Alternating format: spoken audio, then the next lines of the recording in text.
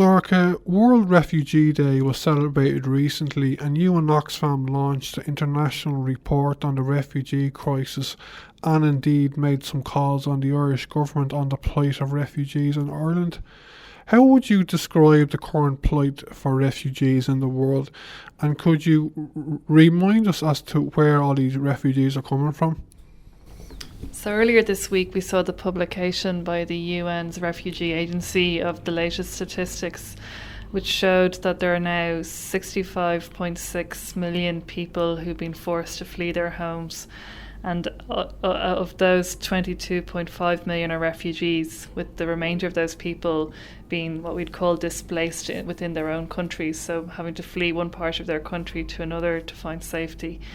We know that many of the contributing factors to this, high number, which is an increase of 300,000 on the previous year. Some of them are, things that would be obvious, like the continuing conflict in Syria, which is driving people from their homes. We've also got, conflict in places like Yemen, South Sudan. If you look at South Sudan, every day 3,000 people cross the border from South Sudan into Uganda. So that's another big area in terms of where refugees are coming from. So I suppose around the world there are various conflicts that are driving people from their homes, and the figures every single year are getting higher and higher.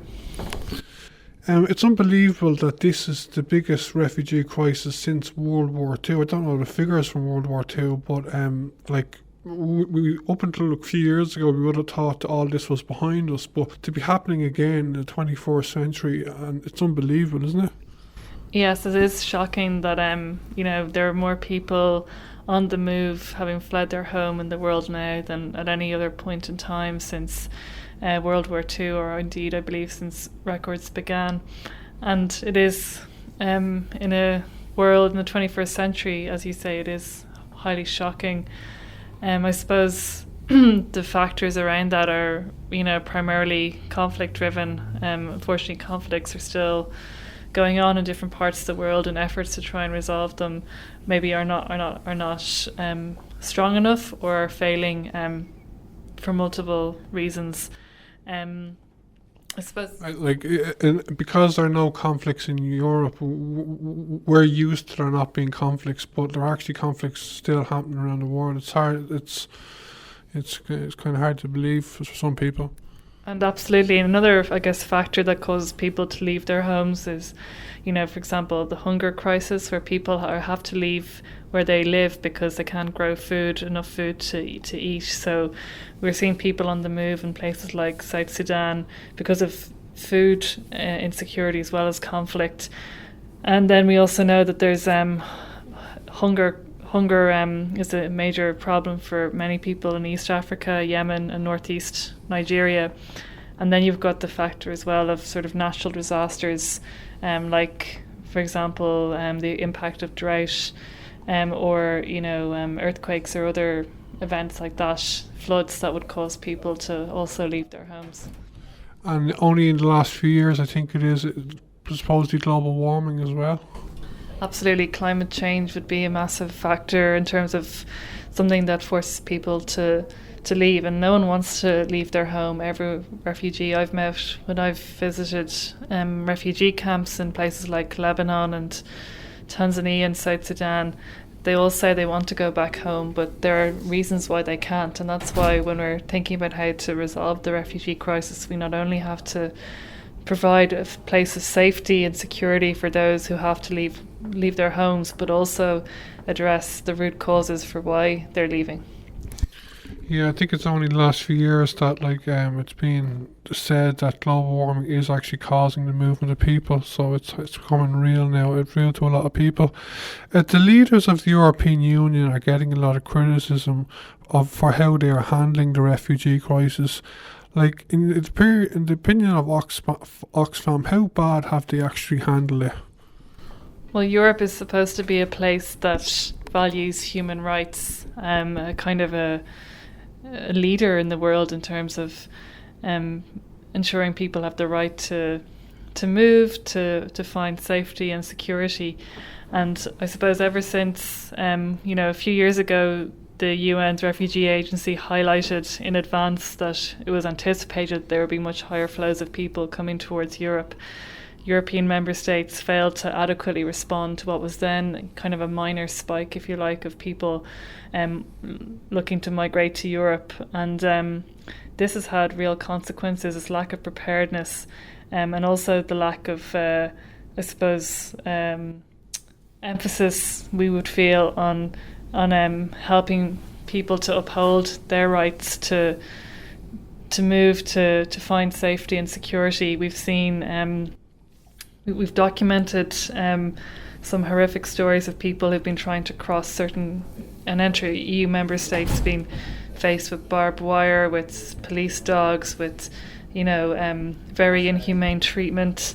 We've seen people languishing for very long periods of time in camps in places like Italy and Greece, where they're held up by paperwork issues, by issues in terms of agreements between countries as to how to resettle refugees. And we've also seen the EU do a deal with Turkey last year, which we feel was very regressive in terms of human rights and ensuring people's right to refuge. So we feel Europe has failed on multiple fronts to try and adequately address this problem, and has certainly failed in every way to adopt a humane approach. I think the news on Channel 4 is getting coverage of this, but it's not been covered enough in most of the media, isn't it? Like what's going on in these camps in Greece and Italy. Yes, I mean, I think we have seen some good coverage of, when journalists are able to travel and actually speak to the people in places like Greece and others. And I think it's great that the Mary Rafferty Journalism Fund has just begun a grant for Irish journalists to go and report on the refugee crisis in Europe. So I think that is a welcome development. But I suppose in these times there's so much international news as well that it's very difficult to keep the issue of the refugee crisis on people's radar when we have Brexit and political changes and other stories out there also. To talk about Ireland, can you tell me what is happening with the refugees that have come to Ireland in the last few years, and what are you calling on the Irish government to do? Well, back in September 2015, there was outcry amongst people in Ireland when the photograph of a 3-year-old Syrian boy called Aylan Kurdi, whose body was washed up on a beach in Turkey, was on every website, every newspaper, and talked about on TV and radio. And there was a huge, outpouring of support for refugees, and we saw the Refugees Welcome movement begin, and a coalition of NGOs, including Oxfam, coming together to highlight how Ireland needed to do more. And as a direct result of that people power, the Irish government committed to bring an additional 4,000 refugees to Ireland by the end of 2017. They're only just over 6 months, less than six months away from that deadline. And of those 4,000 people, we've seen only 1,259, less than a third of this pledge, come to Ireland. And just to put that into perspective, Lebanon is a country that's half the size of Munster. It currently hosts 1.2 million refugees from Syria. And the example of Uganda, which again is seeing 3,000 people from South Sudan arrive every single day.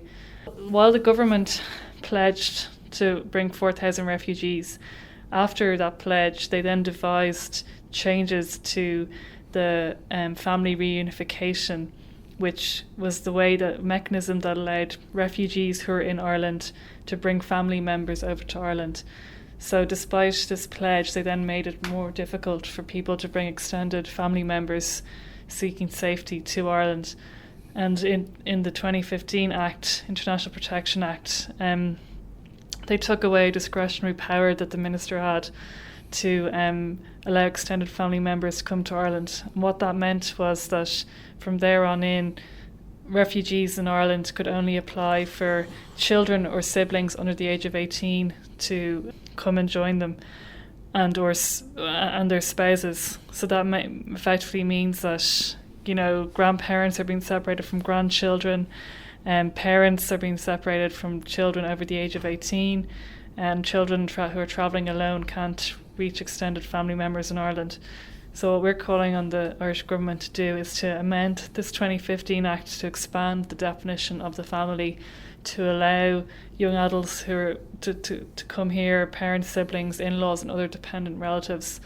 And that would actually help the government to meet its pledge, or try to meet that pledge that it made. And the clock is very much ticking on that one. I think for most people, we only become aware of this when we see very occasionally on 6-1 or the RT Irish media about the refugees from Syria in Balladreen, isn't it, in Roscommon? I'm not sure if there are other centres as well, but yeah, I think there was a really interesting video which the Irish Times had, which showed a Syrian woman who was waiting in Dublin Airport, waiting for her daughter to come through, arriving, I think, from Turkey, I think, with her baby and baby son, I think. And the Syrian mother, was so excited because she hadn't seen her daughter in many years. She'd never met her grandchild. Her daughter's husband had been killed. And that's a really, emotional piece of footage to watch. But as a result of these new, these restrictions that were devised in 2015, that scenario can never happen. That Syrian mother would not be able to bring her daughter, who's widowed, and her grandchild over to safety in Ireland. So you can only imagine the pain that's caused because of these restrictions, which we feel should be reversed as a matter of urgency by the new Minister for Justice, Charlie Flanagan. Léirí áisíocht an náisiúnaithe mínig plé le tefach an UNHCR statisticí nua an chatan seo I tuispáin scoil 65.6 milliún duine tá tar éis an baile atá acu a ógáil. Sin ordú 300 míle ar an bliain roimhe sin, agus as an líon mór daoine sin an 65.6 milliún duine is tefi iad 22.5 milliún.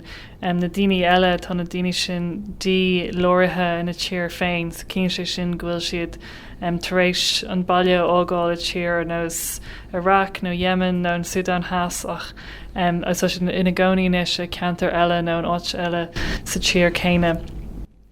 Tháinig muid freisin ó thaobh statisticí go bhfuil thart milliún tefach tar éis dul trasna trón ar fargan na manmhara ag lurg sábháilteachas, agus cé go bhfuil annach chuid buail i bhaint leis an turas sin, turas atá andáin search.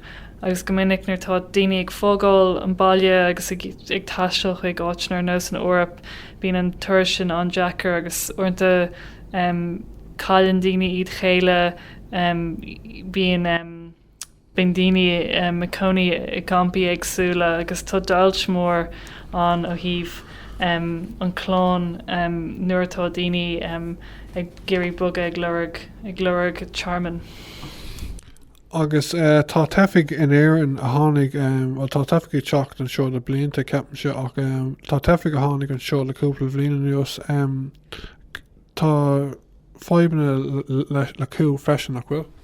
Sin é, well, más cuimhan at a 2015 rinne rialtas na hÉireann Gaeilge go mbeadh go dtug faoi 4,000 tefach breise isteach sa tír, de bhór ar an caint mór a méil an phobal maidir le an gghearchéim is Syria agus an Greengraf sin den buchail beag éileán Curdaí a fuair a corp ar trá sa Turc, agus bhí an scéal sin go mór sa nuacht ag an am. Ach tar éis den rialtas an Gaeilge sin a dhéanamh, an sin dahraí siad na rialacha a chairíonn le aon tú tealaí sé sin an slíon ar féidir le tefií in éireann gaolta le a thuirt go hÉireann, cuir a thuirt dómh agus cinnsiú go méid áit acu an seo. So ribh seo bhí bhíoh tefií in éireann an mar hampla seanmóthir a thuirt go hÉireann nó drathar na ddrifóir bhí os ceanna ise 8 nó antíní nó gaolta eile. Ach inis tá srianta an agus cíne sé sin nach féidir le tefií in éan aon duine cuirehoirt de aon duine seachas páistí nó dracharcha drifurcha tá faoi ís a hochtreig nó an fearcéile nó an bancéile tá acu. Agus de bhór sin tá mamóna agus deóna nach bhfuil an garfáistí eáil má tá tú os cin ís a 8 ní léon níl tú an seat go héann chun de hisismthirí eáil na bheith a choní le hisismthirí agus tá éfacht an cruúilta ag seo ar clinta agus nar smaoinn tú ar an méid stras agus breúatá ar daine ag siad ag fógal an bháile de bhór cuiimhlinn agus an sin natá an seans ag acu daine a thuirt go éan agus ag bheile chéile ríis faoéan agus tá seans sin tócha wathú tá sin ionintach mí fearáilte agus a bhór sin táid ag impú ar an rialtas nua Charlie Flanagan na srianta seo ahrú agus chuirsíos níos lethna don chláán agus cuiilta a chur fáil ans gur féidir le tefií an seo an chláánata acu a thuirt go héann. Agus sin rud a ceach go mór leis an rialtas a híomh an Gaeilge rinne siad mar dheall siad go meach 4,000 tefach an seo faoi deire 2017 nílmaideach 6 bhíonis an spruachtáta sin agus go dtí seo tá níos slú ná aon tríon den 4,000 seo an éan just os ciún 1,250 duine. Tá sí dochreite níl sé seo atá na fáibanna seo ó héamh na cuiimhlintí sa tíir mar hapla ní si ag tarlú i bhád ó éan ach ní eacham sé an éad sin poibleocht an ábhar cad é capin tú faoi? Stocha agus scéal Syria ag druide marráig agus an méid scéalta eile tá san nuad céidir náisiúnta mar hampla teachán Donald Trump agus Brexit agus mar sin de nachhfuil an méid agus go dibhann an ggéir céim ocrais chumá a rudtá a chur leis na statisticí seo maidir le daoine tá tar éis an baile ógáil. Tá sé níos deacras tócha scéal ggéir céim a tefach a chumad a méil an phobal agus ach sé sin ráite fecin méid nar tá scéalta na tefií mar hapla daoine sa réig tá campus a réig na daoine tá fós sa Syria natá daoine ar an éiste leis an scéalta sin bí an éfacht ag na scéalta sin uirinn agus churnmid fáilte rih an Joantas nua mééis ar fáil ag ciste iiriseoirt de Mary Rafferty a mééis tuairt Mhuinú ar fáil de iiriseoirí tá géirí taisteal agus scéalta faoin dhearchéim tefach san Eorp a chur ribh phobal an seo. Tá Líor Vodker in héiseach nua tá Charlie Flanagan mar an tarad lí agus cuairtanis agus tá Simon Coveney mar ara gnóí achtracha inis. An bhain sibh an Oxfam as ólas óna tefic in éan agus cad pa bhíon libh go néontá na daoine a luí mé an sin seo ar an ábhar seo.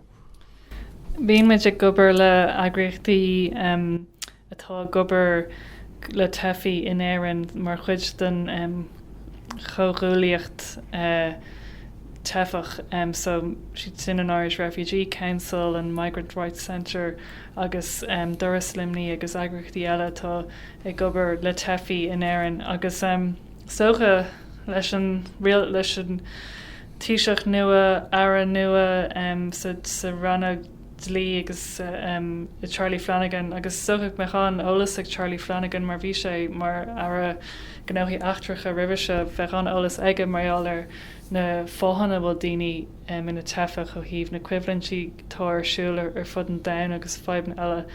Airmid go mbeidh sé gur seo an seans inis tá an rialtas ahrú a dhéanamh ar na srianta sin atá ag chur bach le tefiigh seachtain seo agus chumá leis an aon tú tealaí a bhí méid fléinis luthe tá gur go mbeidh níos smú bailí ar fáil de tefiigh teachtain seo agus sábháilte so mar hampla go mbeidh réimse níos lethna an ó híomh vísas déon chair agus nach mbeidh daoine faoi bhrú ag déanamh ag tuairt turais contrairteach orthú féin mar hampla taisteal thar na manmhara nó